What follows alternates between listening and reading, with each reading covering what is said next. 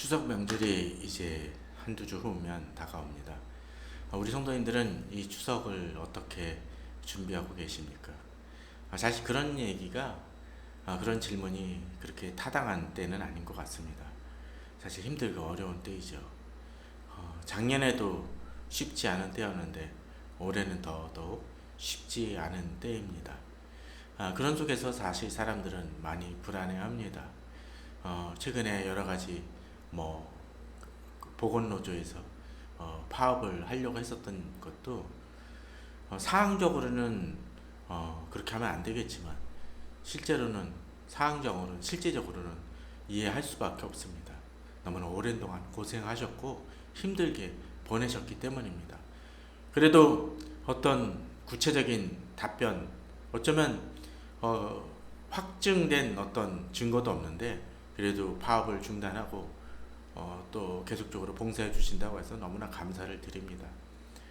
사람들이 열심히 하던 사람들도 힘들고 어려운 때 정말 지치고 낙심하기 쉬운 때입니다.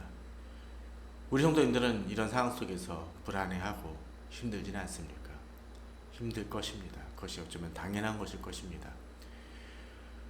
그런 속에서 오늘 본문은 우리들에게 어떻게 우리가 이 어렵고 힘든 시기를 이겨낼 수 있고 또 이겨낼 근거가 있는지를 본문은 보여주고 있습니다. 오늘 시편 20편은 두 가지 차원입니다. 왕에 대한 강구이기도 하고 또 우리 자신에 대한 강구라고도 합니다. 그래서 나나 우리라는 표현이 왕을 가리킨다고도 하고 또 실질적으로 나와 우리를 가리킨다라고 말할 수도 있습니다. 어떤 쪽이건 간에 하나님을 바라보는 이들에게 있어서 하나님이 어떻게 그들을 도우시고 또 그들의 안전과 평안을 보장하시는지를 오늘 본문은 보여줍니다. 오늘 본문을 보게 되면 7절을 한번 보십시오. 어떤 사람은 병거, 어떤 사람은 말을 의지하나 우리는 여호와 우리 하나님의 이름을 자랑하리로다고 되어 있습니다. 그렇습니다. 어렵고 힘든 시기에 사람들은 무언가를 의지합니다. 본문을 보면 병거와 말을 의지한다고 했습니다. 구약에서 병거나 말은 지금으로 얘기하면 뭐 비행기나 뭐 탱크 뭐 그런 것을 의미할 수가 있겠죠. 또 군사력이 아니라 할지라도 어떤 돈이라든지 재력 같은 것들이 해당된다고 이야기할 수 있을 것입니다. 그런 것들이 있을 때 우리는 힘을 얻을 수 있습니다. 또 우리가 모든 것을 든든하고 모든 것을 이겨낼 수 있다고 생각할 수 있을지 모릅니다. 그런데 우리는 얼마 전 그 미국이 아프가니스탄에서 철수한다는 이야기를 우리는 소식을 접했습니다. 그로 인한 혼란을 보았습니다. 그로 인해서 아프가니스탄에 어렵고 힘든 상황들이 벌어지고 있습니다. 그런데 그 미국이 그 아프가니스탄을 떠나면서 그들이 가지고 있었던 블랙호크라든지 여러 가지 군사 무기들을 버려두고 갔다는 얘기를 우리는 들었습니다. 사실 군사력만 따진다라면 아프가니스탄과 미국은 비교가 되지 않습니다. 그러나 20년이란 세월을 보냈음에도 불구하고 미국은 아프가니스탄을 제대로 통치하지도 또 바로잡지도 못했습니다. 군사력으로서는 단순히 어떤 나라를 지배하거나 바로잡는 것이 가능하지 않다라는 것을 보여주는 어떤 증거가 아닐까요? 이 시대는 그런 것들을 의지하지만 그것은 우리의 앞날과 안정을 보장해주지 않습니다. 아무리 첨단 장비와 또 기기와 그런 것들을 가지고 있다 할지라도 갑자기 전기가 끊기면 어떻게 될까요? 그러한 모든 것들이 무용지물이 됩니다. 마치 EMP 폭탄이 터지면 모든 갖고 있던 첨단 기기가 갑자기 멈춰버리고 작동을 멈추는 것처럼 우리들의 삶에 있어서 가지고 있는 많은 것들이 사실은 그렇습니다. 그런데 오늘 본문을 보게 되면 우리는 여호와 우리 하나님의 이름을 자랑하리로다고 되어 있습니다. 그런 상황 속에서도 우리는 자랑합니다. 근거 없는 자랑이 아니라는 거죠. 그 근거는 무엇입니까?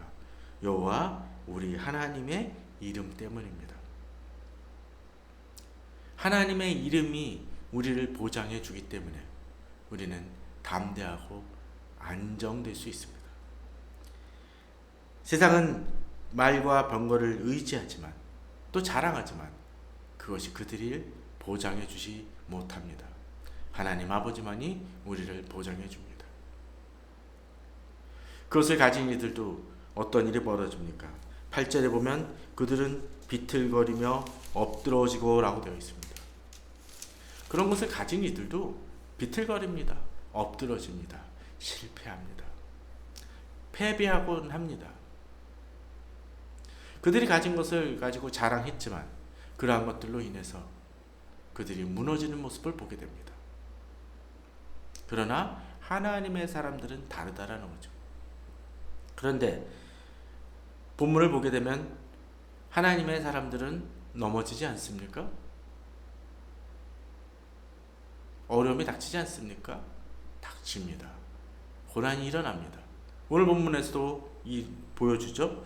우리는 일어나라는 표현은 뭘까요? 일어난다라는 것은 넘어지거나 엎드러졌다는 것입니다.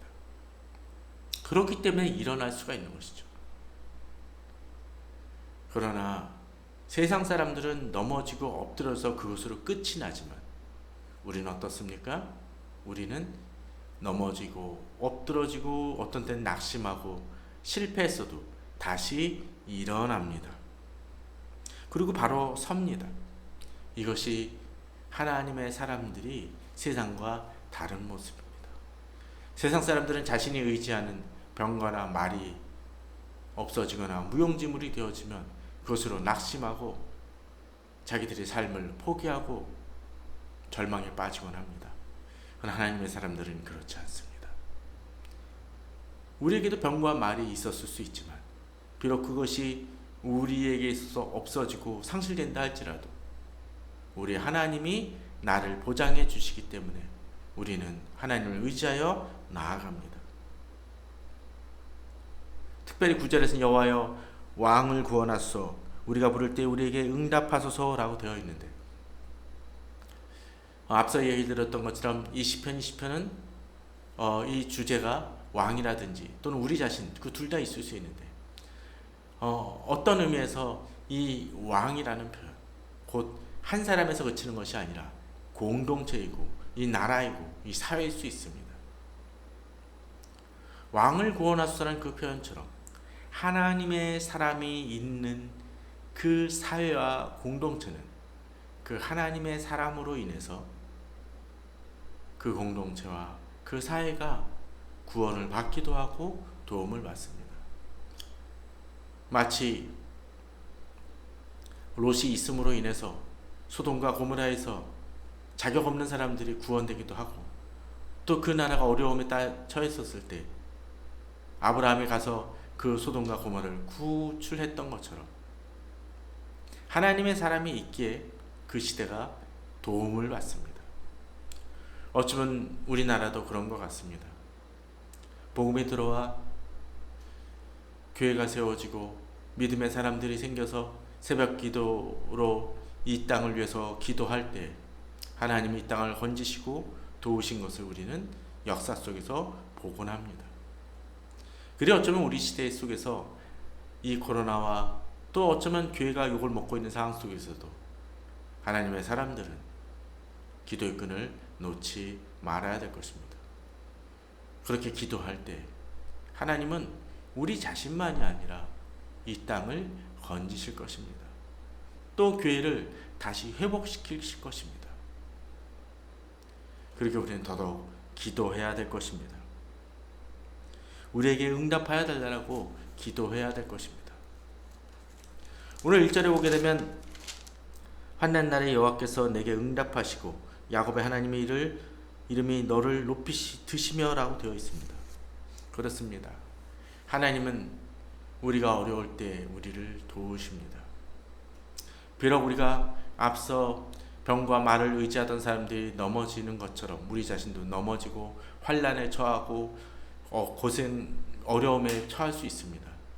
그러나 그런 속에서 우리는 환난 날에 주께 기도합니다. 그렇게 기도할 때 하나님이 응답해 주실 것을 믿고 나아간다는 것이죠.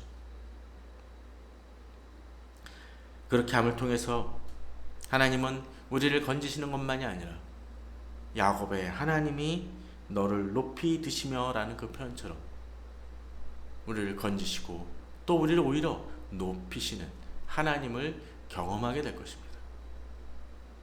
그런 믿음으로 우리가 나아갈 때 우리는 승리할 수 있습니다. 그런데 이렇게 하나님의 응답을 받기 위해서 우리에게 필요한 것들이 있습니다. 오늘 2절을 보십시오. 2절에 보게 되면 성소에서 너를 도와주시고 시온에서 너를 붙드시며 라고 되어 있습니다. 자, 여기서 하나님께서 우리를 도우시는 장소가 어디입니까? 성소 시온입니다. 성소 시온이라는 것은 곧 우리가 어디에 속해 있어야 될지를 보여줍니다. 우리가 하나님의 성전과 하나님의 땅에 거할 때 하나님이 나를 도우시고 나를 붙드신다는 것을 기억해야 됩니다. 최근에 우리는 가을 양문하고 그래서 비가 엄청 쏟아지는 경험들을 하곤 했습니다. 그런데 이렇게 비가 막 쏟아지는데 어느 사람이 이 비가 막 쏟아지는 그 상황 속에서 자기 집 마당이나 뭐 주차장 쪽에 나가가지고 비를 엄청 맞으면서 이 비 때문에 내가 힘드네 또는 비를 피할 곳도 없네 라고 이야기를 한다면 우리는 그 사람을 어리석다고 얘기할 것입니다. 비가 많이 올 때는 어떻게 해야 됩니까? 집 안으로 들어오면 됩니다. 집 안으로 들어오면 비를 피할 수 있습니다. 최근에 미국에서 뉴욕 쪽에서 거의 태풍으로 인한 폭우가 쏟아져서 막 그 건물이 그 낮은 층이 잠기는 일이 있었습니다.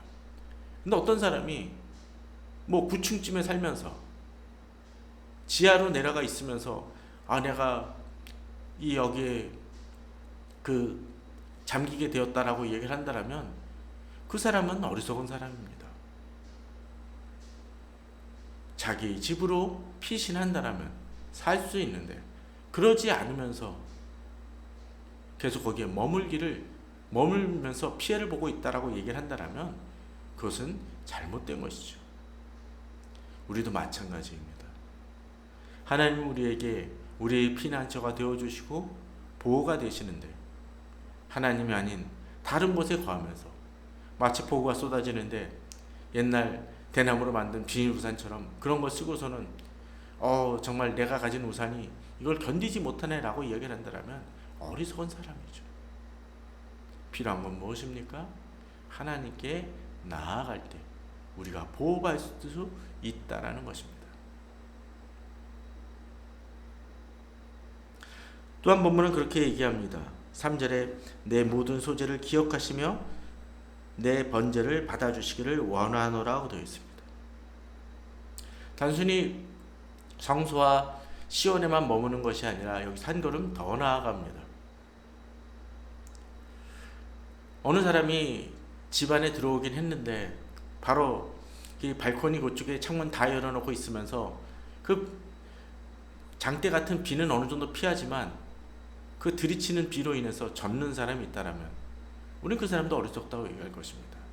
필요한 건 무엇입니까? 집 안으로 더 들어오는 것입니다. 마치 예배는 또 하나님과의 교제는 바로 그런 거와 같습니다.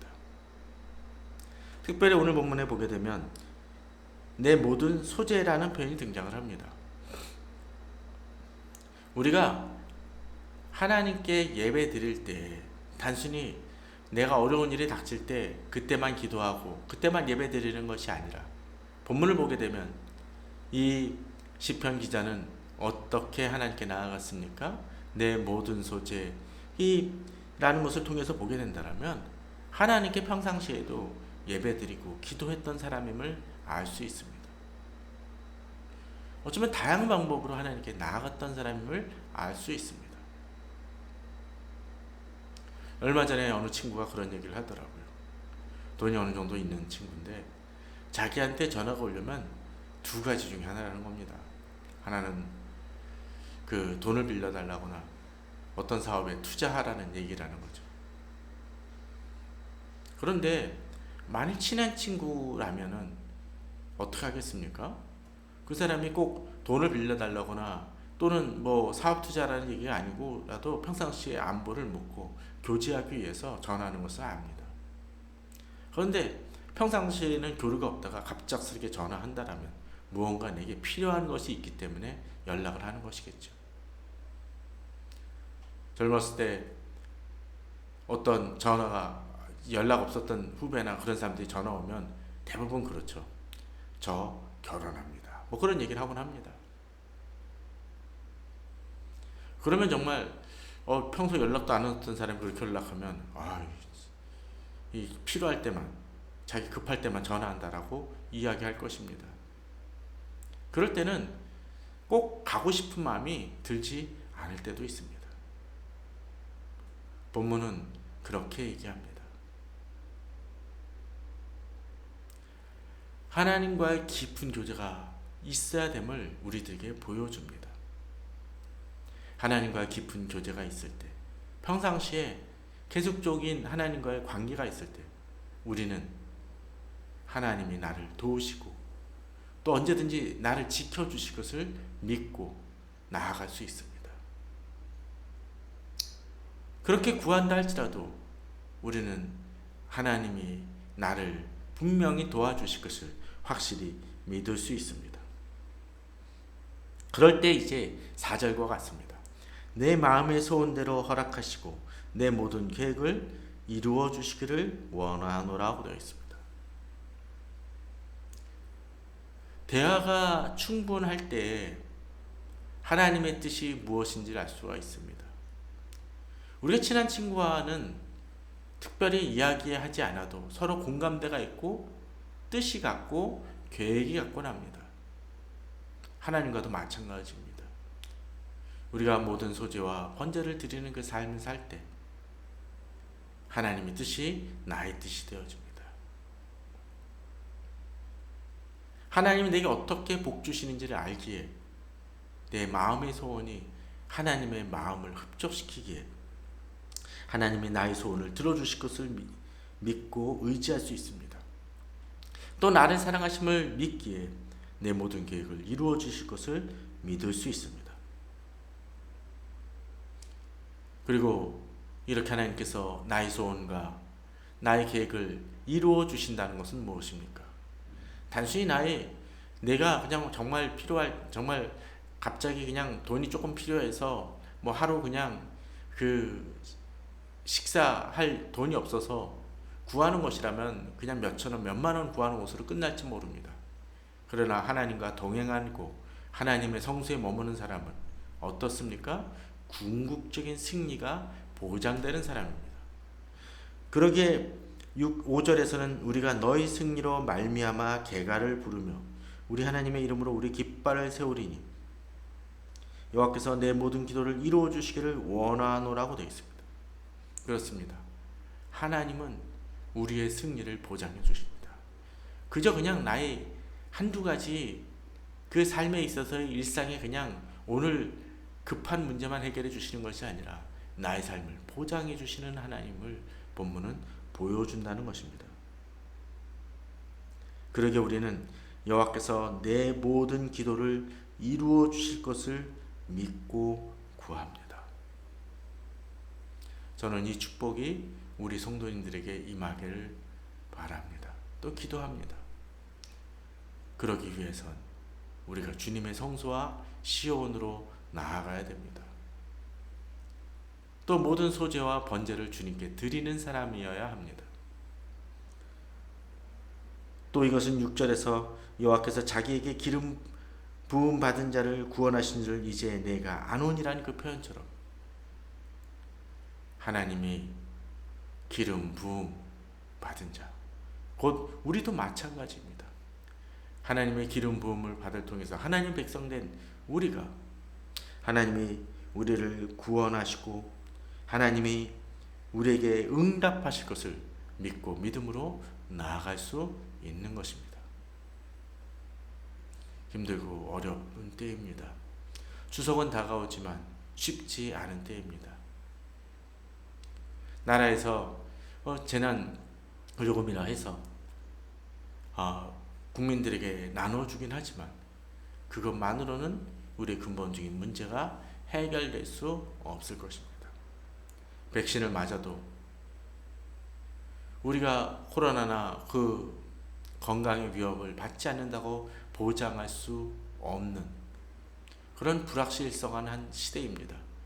그러나 그런 속에서도 우리가 어떤 때 낙심하고 넘어지고 실패하고 힘들어도 다시 일어날 수 있는 근거 중에 하나는 바로 우리가 하나님의 백성이고 하나님 아버지의 이름을 높이며 자랑하는 자들이기 때문입니다.